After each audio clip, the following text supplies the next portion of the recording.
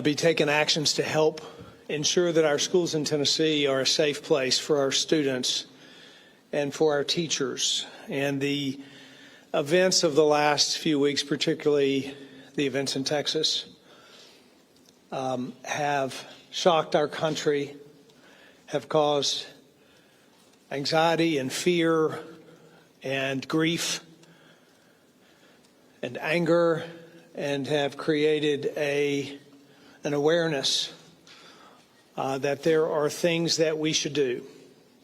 And while there's tremendous disagreement across this country about what those steps are, we all feel the need to take steps.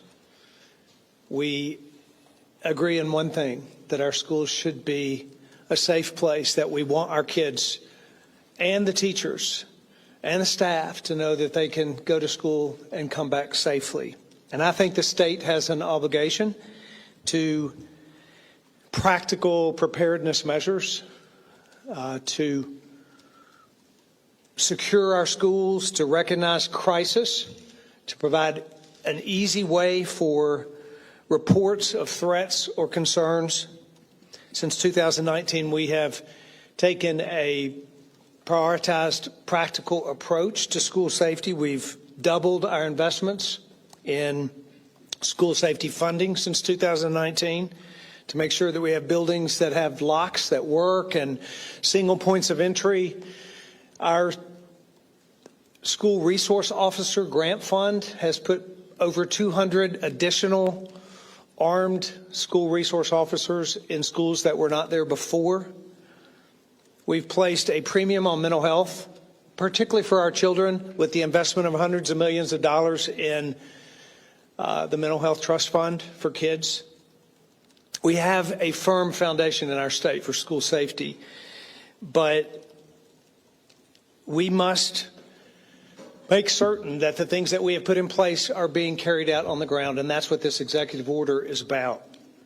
I'm also signing the order today to ensure that we provide the partnership and the resources to districts to make certain that they can fulfill the structure that's been put in place to make sure that school security is prioritized in the same way that fire security and other types of security are prioritized in our schools. This order requires more frequent unannounced security assessments at every school in Tennessee to ensure that back doors are locked and that protocols are being followed.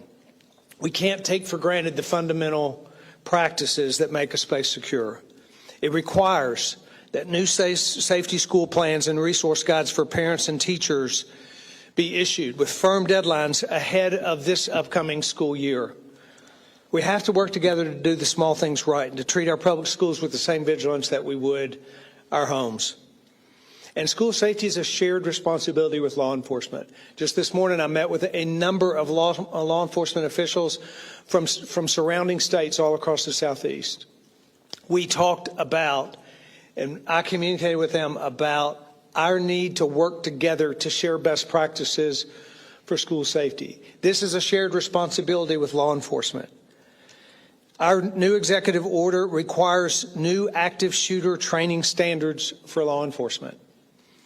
Our Tennessee law enforcement face impossible situations, and we want to ensure that they have confidence in their training should the unthinkable happen in our state, because bravery and preparedness go hand in hand with law enforcement. The fundamentals do matter. Our state troopers will familiarize themselves with each school in their district to get to know what time the school's open and what time the school's let out, to get to know their teachers and the administrators. A sense of community is fundamental to a safer community, and we will move in that direction. And finally, I want to speak directly to parents. And I've heard from many parents with a great deal of concern. You love your kids more than anyone. You are the best advocate for your children in this situation. We need you to partner with us. Please take time to download the Safe TN app. This is a space to confidentially report concerns of violence or threats in your school or in your community. The Department of Safety monitors these reports and makes sure they go to the right place for an intervention or to law enforcement, whichever one is appropriate. If something doesn't seem quite right, reporting may be just the difference between a needed intervention or a heartbreaking situation in our state. Together, we can keep schools safe. It will require the efforts of all of us together. We can be vigilant and manage to protect the innocence of our kids. I want to thank everyone that's going to be and needed to be involved in this mission, from parents to cops to teachers to law enforcement. If we work together and implement the things that we have put in place in our state and strengthen those things, and we will be strengthening them over the next months, then we can work together to ensure that our schools are in fact safe places that our kids can go to school and come home safely. I appreciate the partnership, appreciate everyone here to deliver the message of this EO, this very important message to the parents and the teachers and the districts and the law enforcement and Tennesseans all across this state, that this is a priority for our administration and we will continue to move forward on it. Thank you very much for being here today. Happy to take your questions.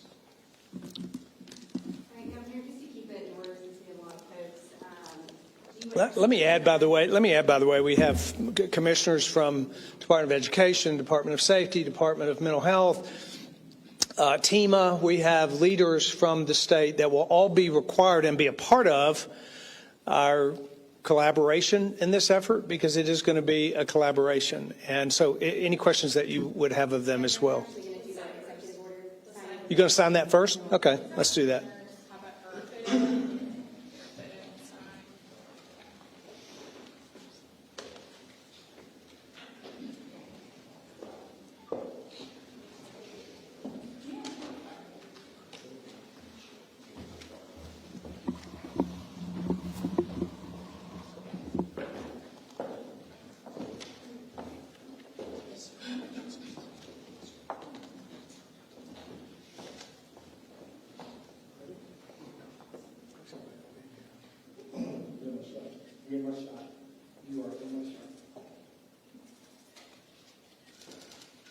Does it mention guns at all ever? I'll take questions in a few minutes. Are you trying to photo op, Governor? Are you trying to photo op when children are dying? Thank you. Governor, are you tired of taking photo ops? Are you tired of the cycle?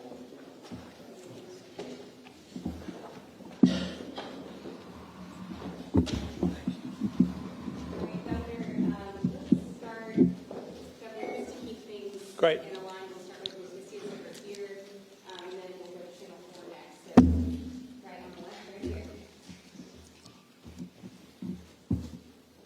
You have a question? No. Channel 4? Governor, a lot of talk about how this happens, why these kind of carelessness are happening. Anything you guys are talking about, in other words, root causes are going around sometimes. Do we know why this is happening with children, 18-year-olds, Yeah. 19-year-olds, shooting up these schools? Yeah, I think that's certainly at the core of the distress for those who watch this unfold and who are grief-stricken and angry and frustrated is, why does this happen? And it's very complicated, as we all know, and there's no one single answer to this. I think we probably recognize that. Why an 18-year-old boy what is all behind that decision and that resolve to carry that out, no one can know. But what we believe is that we can't control what we can't control. There are things we can control and there are things we cannot. And one of the things that we can control, and that's what we're talking about today here, is how it is that we can improve the practical, pragmatic steps to making a school safer. We can control that.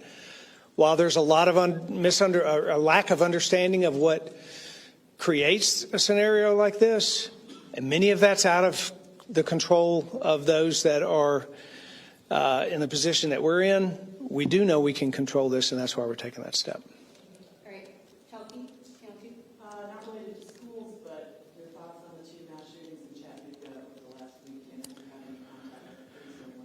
Yeah. Anytime there's a loss of life like that, it's tragic. I actually spoke with the mayor of Chattanooga, and we talked about collaborative efforts working together. Again, I spoke with law enforcement officials this morning about how it is that we can understand and strengthen violent crime. It's one of the reasons we invested $100 million in a violent crime grant fund this year that would support Chattanooga Police Department and police departments all across the state. The uniqueness of that situation is unique. There are details about what's happened in Chattanooga that are a little bit different than what's happening in other parts of our state. But we're working together with local officials to find the best way forward. Mayor Kelly called for I know gun laws, Channel Governor. 2, Channel 2 actually, put another Mayor question. Kelly called for gun laws, Governor. Are you with him on that? Go ahead. Hi, so I know that you mentioned the SRO program has been expanded. Would you be open to expanding that even more in the schools in Northeast Tennessee? Yeah, I think we've put about, I think, 213 new SRO officers in schools that didn't have them. I think one of the things you'll see, and by the way, what we've done today is really a first step. We understand that there should be an ongoing and nonstop effort to continue to find the gaps, to find the places where things are not being carried out the way they should be. It's part of the strategy here is to find ways that we can get better. We don't know all of the things that should be improved, but one of them would be SROs in every school. I think you'll see a movement in that direction. Box 17. I actually have an unrelated question about housing. So, recently I did a story about how locals are being pushed out by out-of-town movers due to housing prices and rental costs. I've had at least 90 people come to me, all with similar issues after that story aired, that they no longer can afford to live here. Some are having to move out of state. So, what will you be doing at all to help combat these issues for those struggling and help keep locals here? So the Tennessee Housing Development Agency is a part of developing strategy for affordable housing for people actually all over the state, but in partnership with Metro, for example, here in this city. I've actually spoken with a major developer here to talk about how it is that we can increase the numbers of affordable housing units throughout the city. It's really a state and local partnership that will require those agencies working together, and we're bringing them together to do just that. What about those struggling short term now to be that help? Yeah, that's part of the question is how can we do that? And as we meet together, we say short-term and long-term strategies and work on both of them. Blaze, down there. Yeah, is there any thought of maybe raising the age limit for, owning semi-automatic rifles and also, any waiting periods for personal Yeah. guns? I know with background check, you can basically walk out same day with. Yeah. There, as you know, there are a lot of conversations that are happening all across the country about laws that affect gun ownership and red flag laws and waiting period laws, and there will be those conversations all across the country. We're not looking at gun restriction laws in my administration right now. There's one thing to remember: criminals don't follow laws. Criminals break laws, whether they are a gun law, a drug law. Criminals break laws. We need to make sure that we can take the steps that we control, and we can't control what they do, but we can control what we can control, and that's what we're working on today.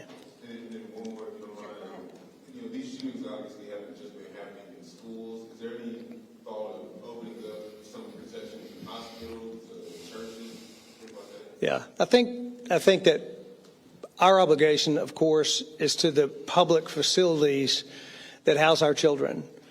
Private facilities are grappling with their own security protocols and their strategies for them. But as a state, our obligation is to our public facilities, our public schools, and our children. I'm curious what you think are the root causes of this violence Could you say that out louder, Adam? I'm curious what you think are the root causes of this violence. I don't think people on the other side would say that it's guns, but I don't think you seem to have that. Yeah. I think no one knows entirely what the root cause is of a young person that chooses to walk into a school and kill 19 children. I don't think there's a clear answer to that. Clearly, there are issues around mental health. Anyone who does that has a serious mental health issue. And again, it's why we invested significantly in the Mental Health Trust Fund to provide for, and in our new school funding formula that will provide for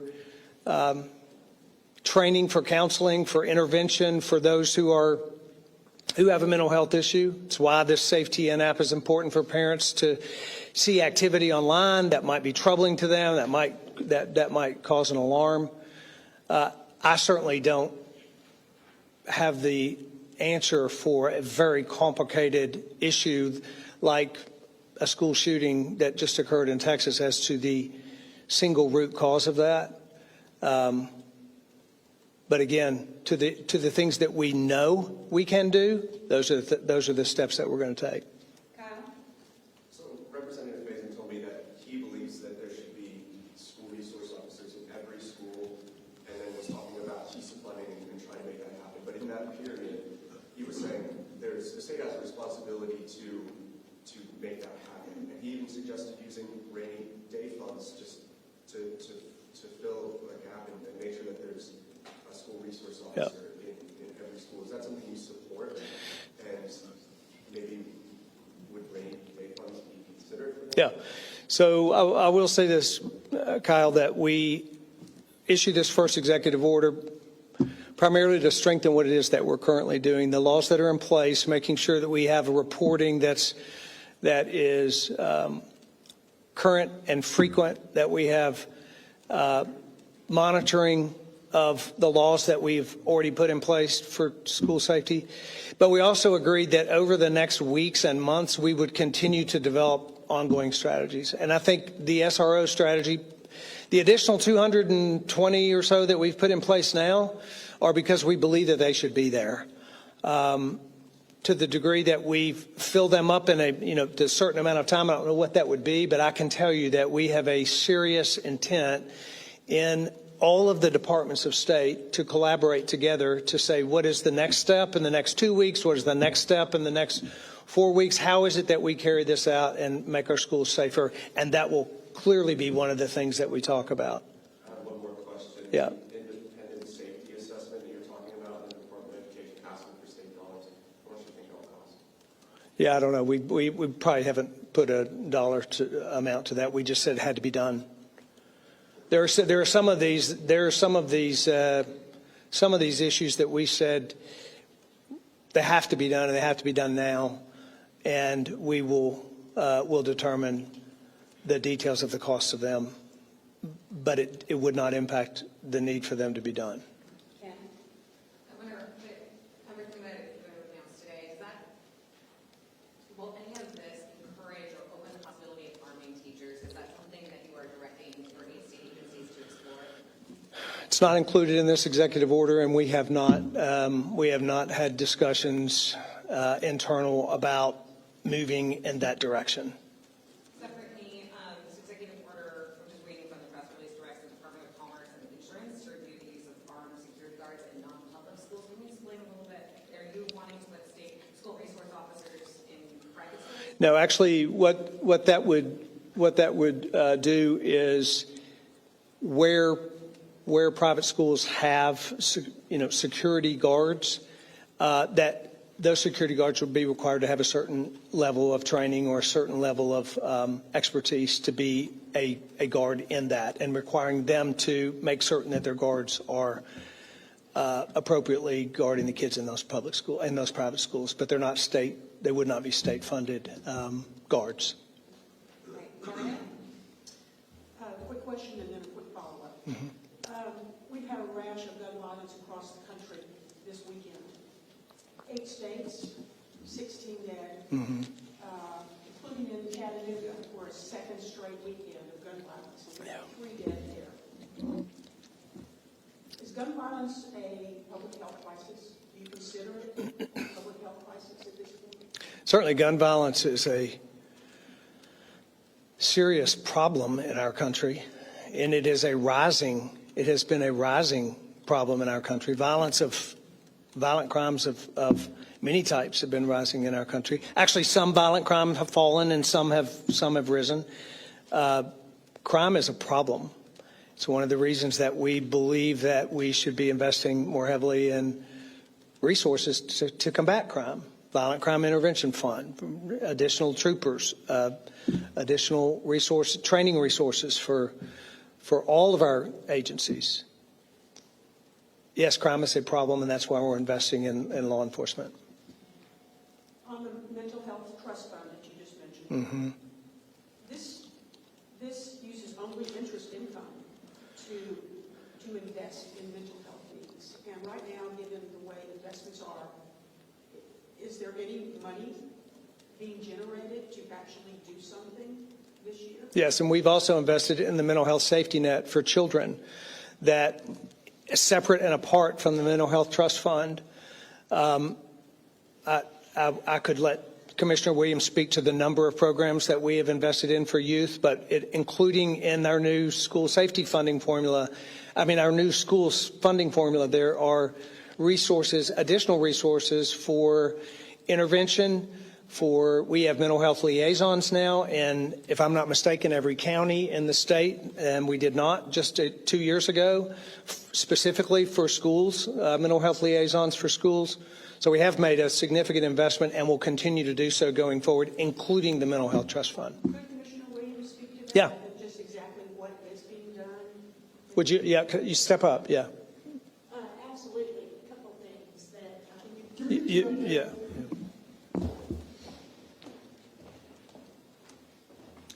We have been really fortunate in this state to have a governor that said, I want to invest in kids, and I want to invest in those that might have issues. Before he came in as governor, we did not have a school-based behavioral health liaison in every county. We had maybe 20. He and the legislature funded the ability for every county to have one school-based behavioral health liaison.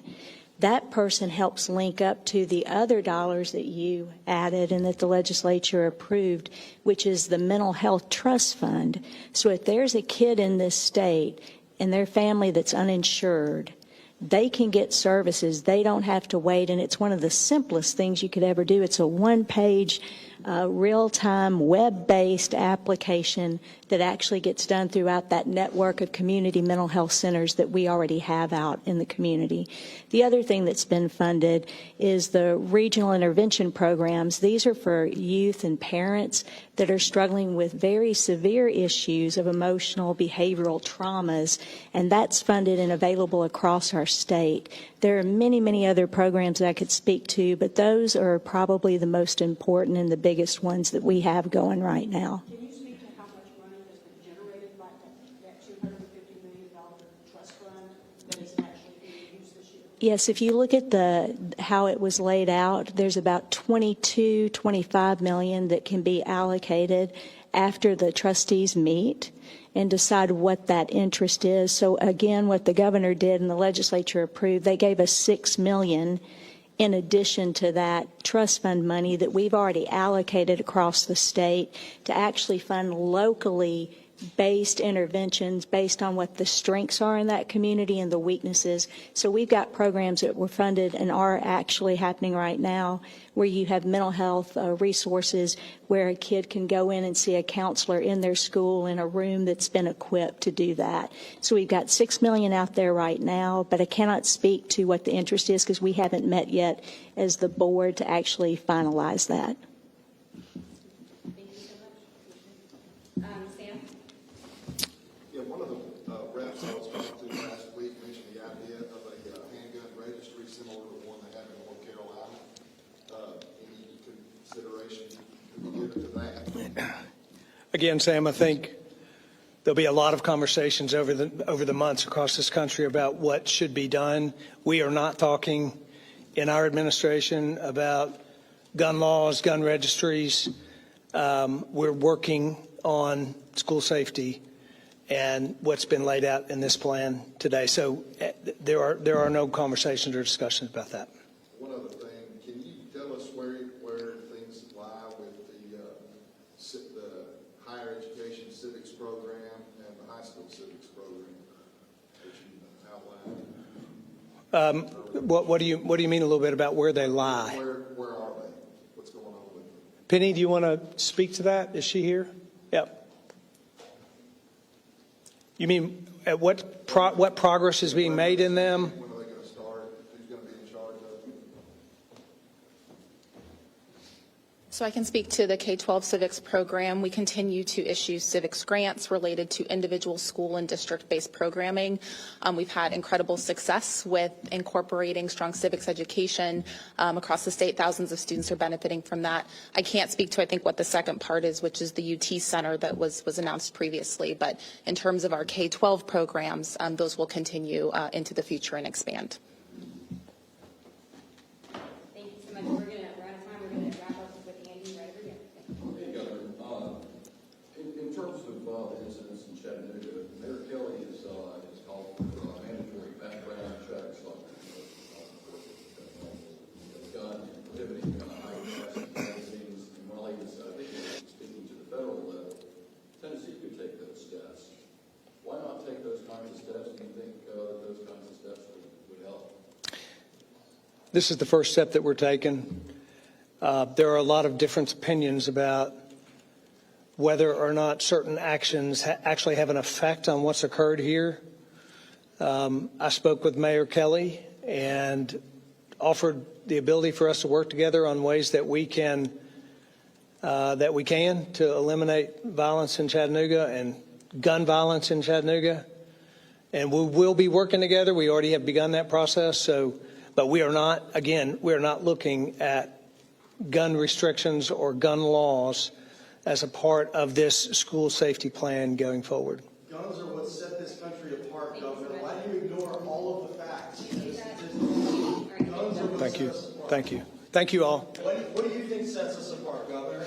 Other countries have mental health issues. My kid is here. How do I send my kid to school when you're not doing anything about guns, Governor? Why does anybody need an AR-15, Governor? Why does anybody need an AR-15?